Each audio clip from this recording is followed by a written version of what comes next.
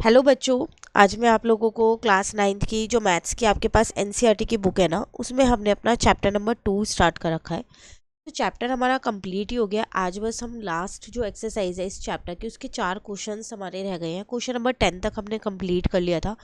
Then question number 11, 12, 13 and 14 ये 4 questions रह गए हैं। इनको आज की क्लास में कंप्लीट कर लेते हैं, फिर हमारा ये चैप्टर पूरा कंप्लीट हो जाएगा। चलिए देखते हैं यहाँ पर क्वेश्चन नंबर 11 में आपसे क्या कह रहे हैं। Let px is equals to ax plus b and qy is equal to cx plus d be the two linear polynomial। आपको यहाँ पर दो लीनियर और एक cx plus d है।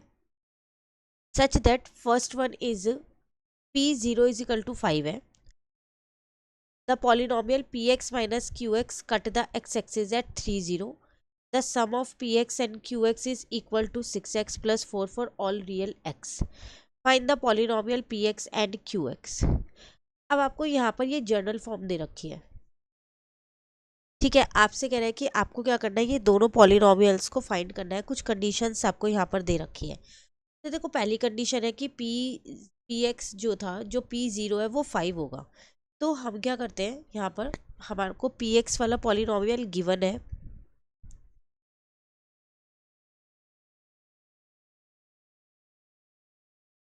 तो वो हमारे को क्या गिवन है, ए एक्स प्लस का b गिवन है।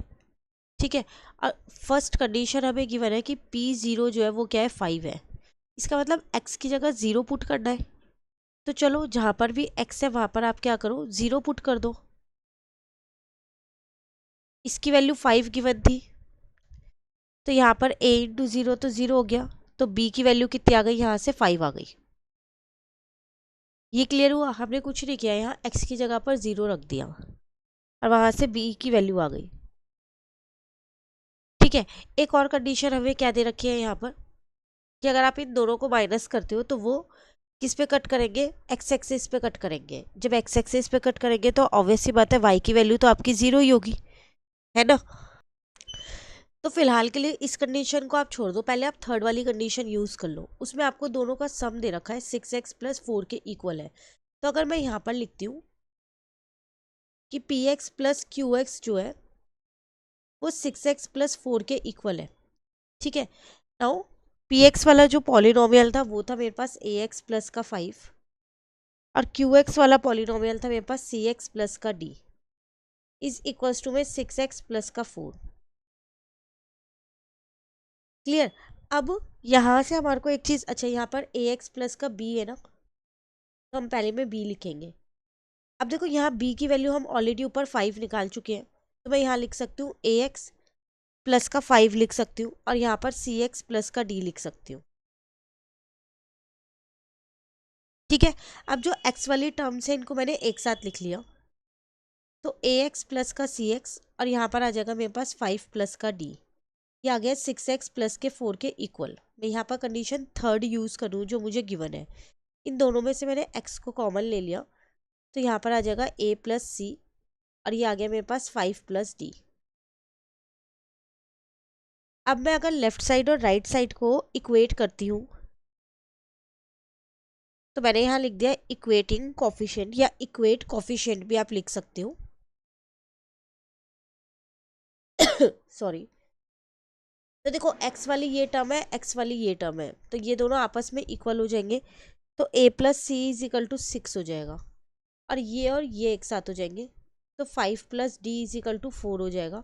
तो यहाँ से डी की वैल्यू आ गई 4 minus 5, d is equals to -1। तो मेरे को बी और डी की वैल्यू मिल चुकी है, सिर्फ ए और सी की वैल्यू रह गई है, क्योंकि मुझे सारी वैल्यूज़ निकालनी है, तभी तो मैं इसके अंदर पुट करके पॉलिनोमियल बना पाऊंगी। अब आ जाओ अपने सेकेंड वाले पे। तो इसमें क्या कह रहा था, P x minus Q x जो है वो कट कर रहे हैं एक्स एक्सेस को, किस पे, एट 3 0 पे। तो अब इस कंडीशन को यहाँ यूज़ करते हैं।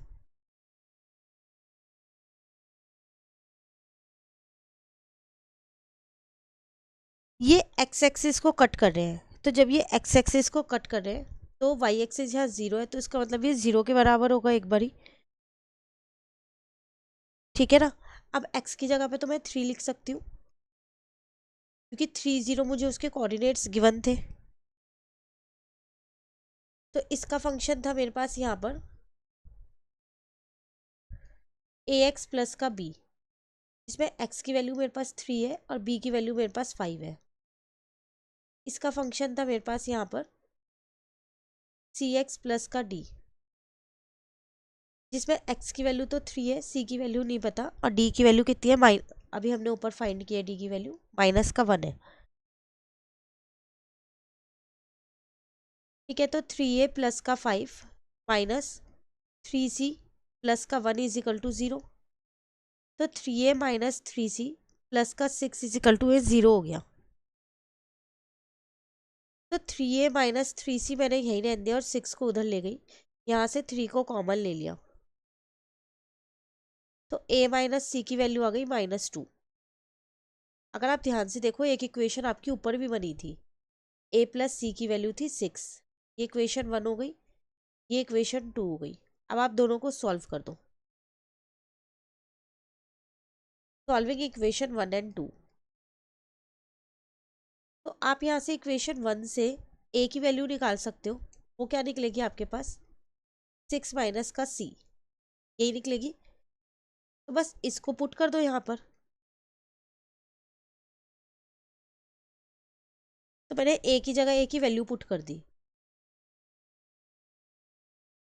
ठीक है, अब 2 को इधर ले आई और 2c को उधर ले गई, तो c की वैल्यू 4 आ गई, और यहाँ लिख दिया मैंने पुट इन इक्वेशन 1।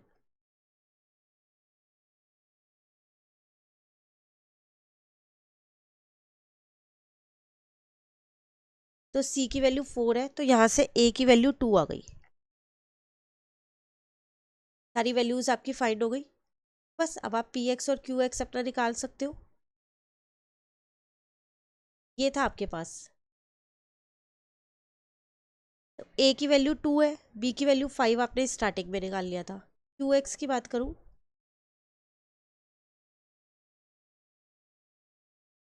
तो c की वैल्यू 4 निकाली है और d की वैल्यू -1 थी। तो आपको ये दोनों पॉलिनोमियल्स फाइंड करने थे, जो हमने यहाँ पर फाइंड कर दिए।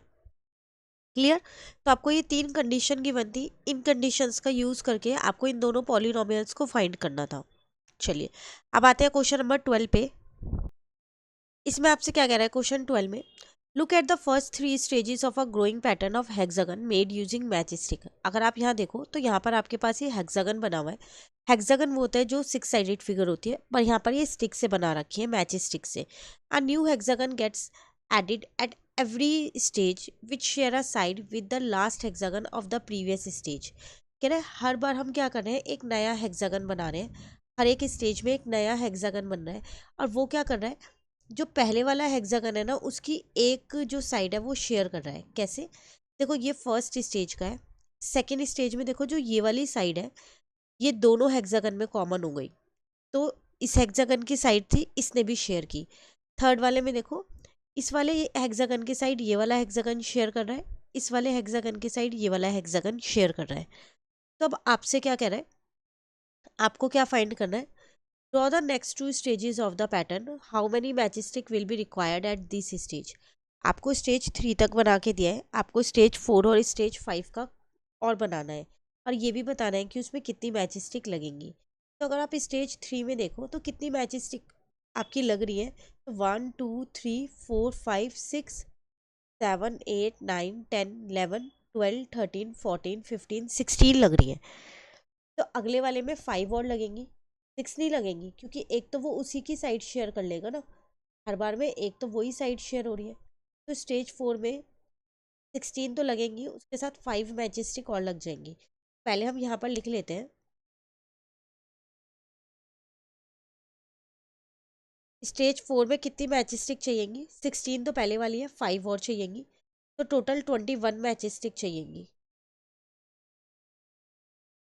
सिमिलरली अगर मैं स्टेज 5 की बात करूँ तो उसमें 21 मैचस्टिक तो चाहिए, 5 और चाहिएंगी, तो टोटल 26 मैचस्टिक आपको चाहिएंगी। ठीक है, अब आपको ये क्या करना है, साथ के साथ ड्रॉ भी करना है। तो आप क्या करोगे, यहीं पर ही स्टेज 4 के अंदर, ठीक है, मैं यहाँ पर साथ में ड्रॉ कर देती हूँ, यहाँ पर एक ऐसे करके हेक्सागन और बना दोगे। 1 2 3 4 5 6, तो ऐसा आपका स्टेज 4 बन जाएगा। स्टेज 5 की बात करें तो उसमें एक और बना दोगे, ठीक है, तो आप यहाँ पर बना सकते हो इसी के साथ ही। 1 2 3 4 5, एक ये वाली साइड कॉमन है जो वो शेयर कर रहा है। तो 1 2 3 4 5 हेक्सागन स्टेज 5 में बन जाएंगे और 4 हेक्सागन स्टेज 4 में बन जाएंगे, ठीक है। तो आप इन्हें खुद से ड्रॉ कर सकते हो, ये स्टेज 4 के लिए, यहाँ तक ये स्टेज 5 के लिए। क्लियर। आगे आपसे क्या कह रहा है क्वेश्चन में, कंप्लीट द टेबल। अब इस टेबल को कंप्लीट करो। स्टेज 1 में कितनी मैच स्टिक चाहिए थी, 6, क्योंकि उसमें एक ही हेक्सागन था। स्टेज 2 में कितनी चाहिए थी, 6 तो थी, उसमें आपने 5 और प्लस कर दिया तो 11 हो गया। देन 11 के अंदर 5 प्लस कर दोगे, हर हर स्टेज पे आप क्या कर रहे हो, 5 को प्लस कर रहे हो, क्योंकि एक तो वो वही प्रीवियस वाली साइड शेयर कर रहे हैं। देन यहाँ पर 16 प्लस 5 21, देन 21 प्लस 5 अगर आप करते हो तो 26, ये ऐसे चलता जा रहा है। तो फिर n के लिए आप क्या कर रहे हो यहाँ पर, अगर यहाँ पर n होगा तो देखो आप इसको निकाल कैसे रहे हो, इसका एक जनरल फॉर्मूला आपको यहाँ पर लिखना है nth स्टेज के लिए। तो टोटल 6 साइड तो होगी प्लस n-1 इंटू में 5, यही कर रहे हो। ध्यान से यहाँ पर देखो, पहले वाले में 6 थी, वो 6 तो रहेगी, प्लस n-1 जो भी स्टेज है उससे कम, जैसे यहाँ पर है 6, यहाँ पर आ गया 5, n-1 करोगे तो 1 आएगा। इस वाले को देखो ध्यान से, मैंने 6 इंटू में 5 लिखा है, ये स्टेज 2 है, तो इसको मैं यही तो लिख रही हूँ, 6 प्लस n-1 की जगह 2-1 इंटू में 5, तो 6 प्लस 5 11 आ गया। स्टेज 3 के लिए देखो, 6 प्लस n-1 मतलब 3-1 इंटू में 5, तो 3-1 2, ठीक है, 2 इंटू में 5 10 आ रहा है ना, 16 आंसर। स्टेज 4 के लिए देखो, 6 प्लस 4-1 इंटू में 5, तो यहाँ पर 3 इंटू 5 15, ठीक है, तो 21 आंसर आ गया। तो हमने एन स्टेज के लिए ये एक जनरल फॉर्मूला यहाँ पर निकाल लिया, जिसको जब आप सॉल्व करोगे तो क्या आएगा, 5n माइनस का 5, तो आप इसको ये लिख सकते हो 5n माइनस का 1, क्योंकि 6 में से 5 गया तो 1 बचेगा, ठीक है। नाउ थर्ड वाले में क्या कह रहा है, find the rule to determine the number of matches stick required for the nth stage. यही सेम चीज आपसे पूछ रहा है, तो हम इसको यहाँ पर यही लिख सकते हैं। nth स्टेज के लिए अभी तो हमने यहाँ पर निकाला, तो वही चीज हमने यहाँ लिख दी। अब अगले में आपसे क्या कह रहा है, how many matches stick will be required for 15th stage of the pattern. अब 15th के लिए आप निकाल सकते हो,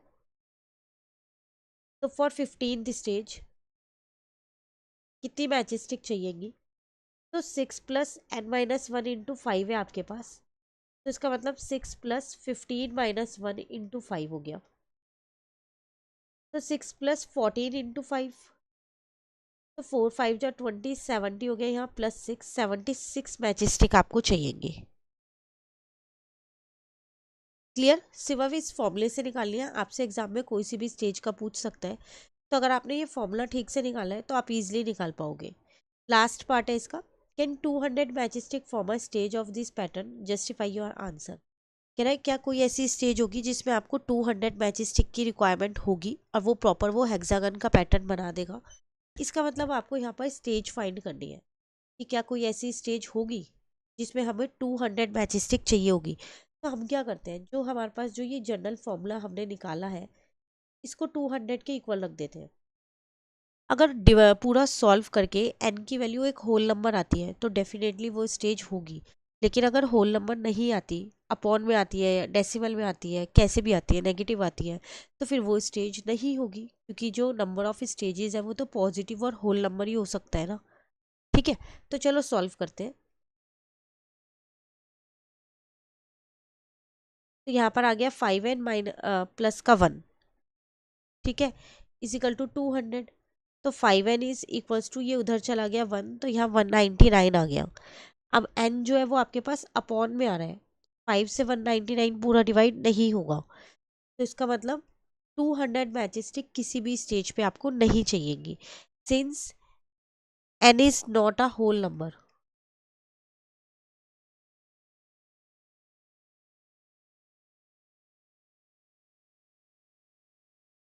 ये कोई भी एक होल नंबर नहीं है। तो 200 match sticks can not form a stage. कोई भी स्टेज ऐसी नहीं है जिसपे 200 मैच स्टिक चाहिए होंगी। क्लियर। तो ये था आपके पास पूरा क्वेश्चन नंबर 12 जो हमारे यहाँ पर कंप्लीट हो गया। ठीक है, यहाँ पर 5n+1 आएगा, ये ध्यान रखना, क्योंकि 6 में से 5 जाएगा तो प्लस आएगा ना, पॉजिटिव ही नंबर आएगा, तो इसलिए +1 आएगा। क्लियर। चलिए क्वेश्चन नंबर 13 पे आते हैं। इसमें आपसे क्या कह रहा है, लेट पी एक्स, अगेन आपको एक पॉलिनोमियल दे रखा है पी एक्स और Q x with 2 linear polynomial. Now the graph of P x जो है वो पासिस थ्रू द पॉइंट। जो पी एक्स का ग्राफ है वो इन पॉइंट से पास होगा। इसका मतलब ये एक्स की वैल्यू है, ये वाई की वैल्यू है, ये एक्स की वैल्यू है, ये वाई की वैल्यू है। दूसरी हमें क्या कंडीशन दे रखी है, जो ग्राफ होगा क्यू एक्स का वो पास करेगा किस पॉइंट से, 4 और -1 से। दो कंडीशन से हो गई। थर्ड कह रहा है जो ग्राफ ऑफ क्यू एक्स है वो पैरेलल है पी एक्स के। तो जब भी दोनों के दो लाइंस के ग्राफ पैरेलल होते हैं, पैरेलल लाइंस होती है, तो उनके स्लोप सेम होते हैं, है ना। अब आपसे पूछ क्या रहा है यहाँ पर, उन्होंने आपको 3 चीजें बताई हैं, जैसे क्वेश्चन नंबर 11 में बताई थी। कह रहा है find the polynomial P x and Q x. पहले आपको यही फाइंड करने हैं, जैसे आपने क्वेश्चन नंबर 11 में फाइंड किए थे। तो अगर आप देखो तो आपको यहाँ पर एक पी एक्स गिवन है,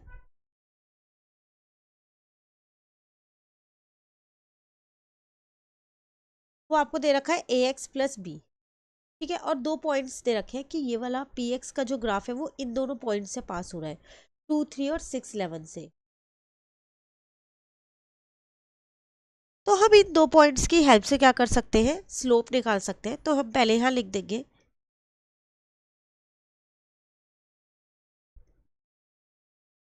since the line passing through 2, 3 and 6, 11।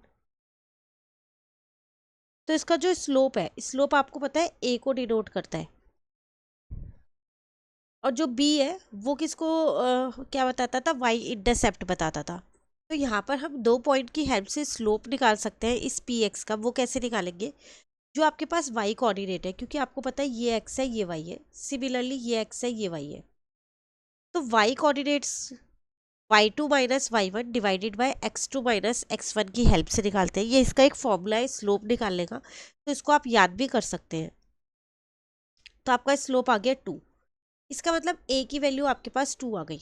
Now अब आपके पास ये एक लीनियर पॉलिनोमियल है, ठीक है। अब आप यूज कर रहे हो कौन से पॉइंट को,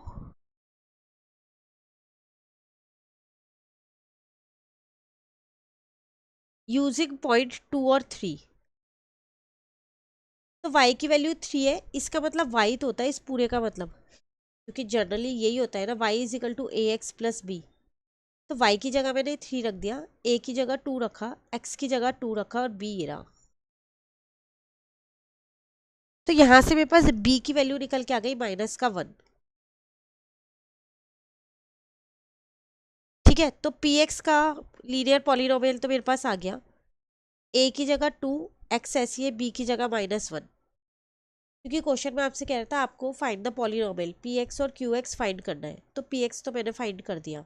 अब यहाँ एक क्वेश्चन आता है, वो ये कि हमने यही वाला पॉइंट क्यों यूज किया, 2 और 3 वाला। हमने ये सेकेंड वाला पॉइंट क्यों नहीं यूज किया, 6 और 11 वाला। आप इस पॉइंट को भी यूज कर सकते हो, मैं यहाँ साइड में आपको यूज करके दिखा रही हूँ। इससे भी सेम ही आंसर आने वाला है बी का। कोई सा भी एक आपको यूज करना है। यहाँ एक्स की वैल्यू ये है, वाई की वैल्यू ये है, तो वाई इज इक्वल्स टू ए की वैल्यू 2 है, तो देखो बी की वैल्यू यहाँ पर भी -1 ही आ रही है, क्योंकि वो एक ही लाइन पे से जा रहे हैं ना, एक ही लाइन पे है वो दोनों पॉइंट्स। तो आप कोई सा भी पॉइंट यूज कर सकते हो और बी की वैल्यू को फाइंड कर सकते हो। क्लियर, पी एक्स मिल गया। अब बात करते हैं क्यू एक्स की। तो 4 और 1 से वो पास होता हुआ जा रहा है, तो क्यू एक्स से आपके पास जो पॉलिनोमियल है वो है सी एक्स प्लस डी। ठीक है, अब एक चीज का यहाँ पर ध्यान दो, आपको इसका स्लोप निकालना पड़ेगा, ए की वैल्यू, सी की वैल्यू, क्योंकि यहाँ जो स्लोप है वो सी है। तो अभी स्लोप कैसे निकाले? यहाँ पर तो मुझे एक ही पॉइंट गिवन है 4 और -1। अगर 2 पॉइंट होते तो जो मैंने फर्स्ट में फॉर्मूला लगाया उसी फॉर्मूले की हेल्प से निकाल लेती, बट यहाँ एक ही पॉइंट है। पर एक कंडीशन और गिवन है मुझे कि ये दोनों लाइन्स जो है वो पैरेलल लाइन्स है। अब पैरेलल लाइन के केस में हमें पता है कि जो स्लोप है वो सेम होता है, तो इसका मतलब जो पी एक्स का स्लोप है वही क्यू एक्स का होगा। ठीक है, तो हम यहाँ लिख देंगे given that qx is parallel to px, so slope are equal। तो इनके स्लोप्स इक्वल होंगे, इसका मतलब यहाँ c की वैल्यू 2 होगी। ठीक है, नाउ अब आपका जो पॉइंट था वो था 4 और -1। तो यूजिंग पॉइंट 4 और -1 जिसमें ये x है ये y है, c की जगह 2 रख दिया, x की जगह 4 रख दिया, प्लस का d ऐसी है।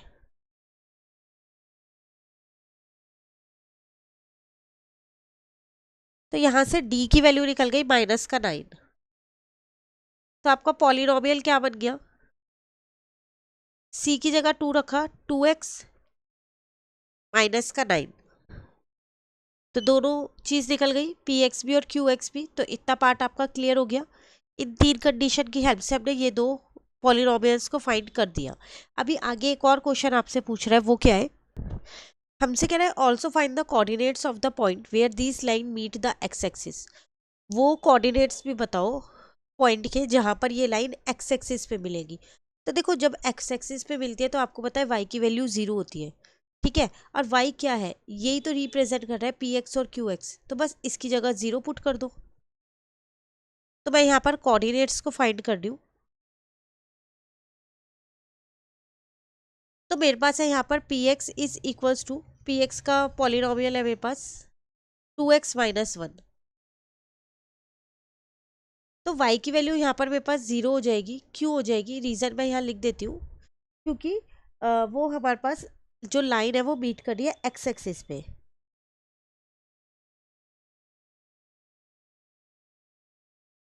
अ line meet the x axis, इसलिए y की वैल्यू 0 है।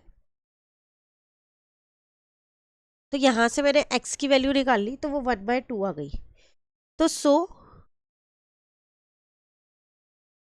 P X meet the x axis at 1/2 और 0। अगर पेपर में आता है कि वो वाई एक्सिस पे बीट कर रहे हैं तो आप x की वैल्यू 0 रखना और y की वैल्यू फाइंड कर लेना। सिमिलरली अगर मैं क्यू एक्स की बात करूं तो इसका लीनियर पॉलिनोमियल है मेरे पास 2x - का 9। अगेन यहाँ पर y की वैल्यू 0 होगी। क्यों 0 होगी?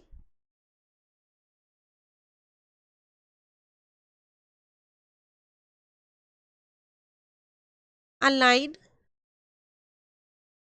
Beat the x beat the x axis पे मिल रही है, तो फिर 0 is equal to 2x is -9। तो यहाँ से x की वैल्यू कितनी आ गई? 9/2, जिसको आप 4.5 भी लिख सकते हो। ठीक है, तो QX meet the x axis at 9/2, 0। तो ये वो कोऑर्डिनेट्स निकल गए जो आपको फाइंड करने थे। क्लियर हो गया? तो दोनों पॉलिनोमियल पूछे थे वो हमने फाइंड कर दिए, साथ के साथ जो कोऑर्डिनेट्स पूछे थे वो हमने यहाँ पर फाइंड कर दिए। एक लास्ट क्वेश्चन रह गया, क्वेश्चन नंबर 14, फिर ये चैप्टर हमारा यहाँ पर कंप्लीट हो जाएगा। कह रहा है what do all linear function of the form ax + a where a is greater than 0। क्योंकि यहाँ a नेगेटिव नहीं होता, स्लोप जो है वो यहाँ पर उन्होंने बोला है स्लोप नेगेटिव नहीं है, a जो है वो स्लोप को रिप्रेजेंट करता है। हैव इन कॉमन, कह रहा है सारे लीनियर फंक्शंस में जो इस फॉर्म में होते हैं कि क्या कॉमन होता है वो आपको यहाँ पर बताना है। तो देखो, आपसे यहाँ कह रहा है कि जो a है वो 0 से बड़ा है, तो इसका मतलब आपके पास जितनी भी लीनियर फंक्शन होंगे इस फॉर्म में, जब आपके पास a 0 से बड़ा होगा तो सब में पॉजिटिव वैल्यू है तो उनका सबका पॉजिटिव स्लोप होगा। ठीक है, एक चीज़ तो आपको यही कॉमन मिल जाएगी। दूसरा आप क्या कर सकते हो, इससे वाई इंटरसेप्ट और एक्स इंटरसेप्ट इजीली निकाल सकते हो। तो कैसे निकालेंगे और उसको हम कैसे लिखेंगे वो यहाँ पर देखिए। हमें गिवन है कि जो एफ एक्स फंक्शन है वो क्या है, हमारे पास ए एक्स प्लस का ए है, जिसमें ए की वैल्यू 0 से बड़ी है। ये कंडीशन मुझे यहाँ गिवन है। तो क्या क्या कॉमन होगा यहाँ पर इसके अंदर, अगर हम कॉमन प्रॉपर्टीज की बात करें।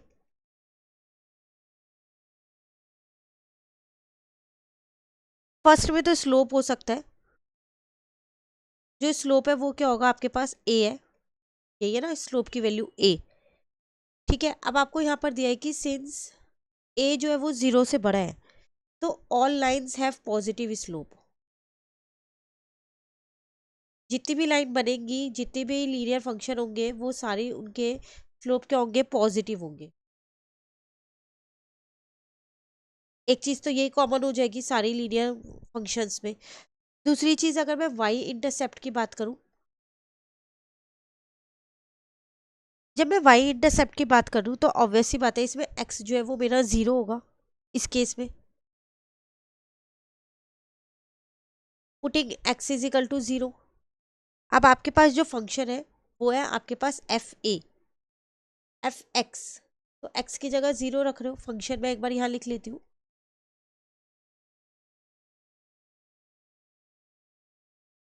तो जहां पर भी एक्स था वहां मैंने 0 पुट कर दिया। ठीक है, तो इसकी वैल्यू कितनी आ गई, ए आ गई, क्योंकि ये पूरा तो 0 ही बन गया। तो वाई इंटरसेप्ट निकल गया यहाँ से।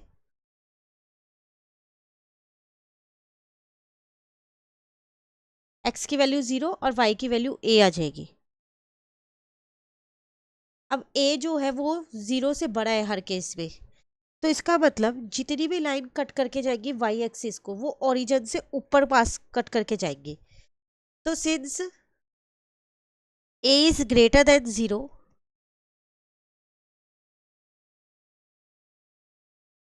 All lines cut the y axis above the origin. Positive है ना, क्योंकि ए की वैल्यू, इसीलिए।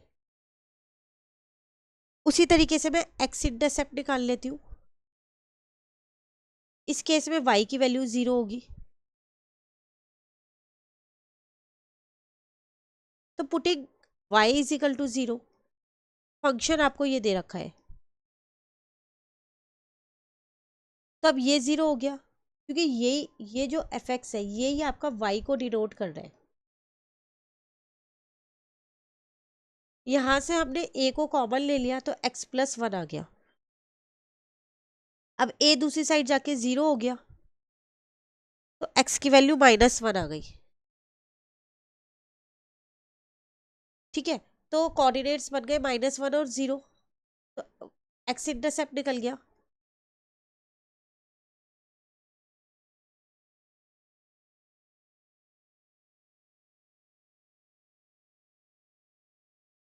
ठीक है ना। अब यहाँ पर a नहीं है तो आप ये वाली लाइन नहीं लिख सकते, since a is greater than 0 all line cut y axis, क्योंकि वह y की वैल्यू a निकली थी, इसलिए हमने वहां पर ये लिखा था। ठीक है, तो आपसे इसमें कॉमन चीजें पूछ रहा था कि अगर सारे लीनियर फंक्शन इस फॉर्म में होते हैं तो उनमें क्या कॉमन होगा। तो उनमें एक तो सबका स्लोप जो है वो पॉजिटिव होगा, सबका y इंटरसेप्ट जो है वो यही आएगा 0 और a। ठीक है, जिसमें a की वैल्यू 0 से बड़ी है तो सब y एक्सिस से ऊपर ही आएंगे, पॉजिटिव आएंगे। दूसरा, सबका x इंटरसेप्ट यही आएगा, -1 और 0। जितनी भी आप लीनियर फंक्शन इस फॉर्म में बनाते हो, इस वाले फॉर्म में। क्लियर। तो चैप्टर कंप्लीट हो गया। चैप्टर नंबर 3 भी चैनल पे अपलोड हो रहा है साथ साथ, तो आप उसे भी कवर करते रहिए। कहीं भी दिक्कत लगे आप कमेंट करके पूछ सकते हैं। Thank you.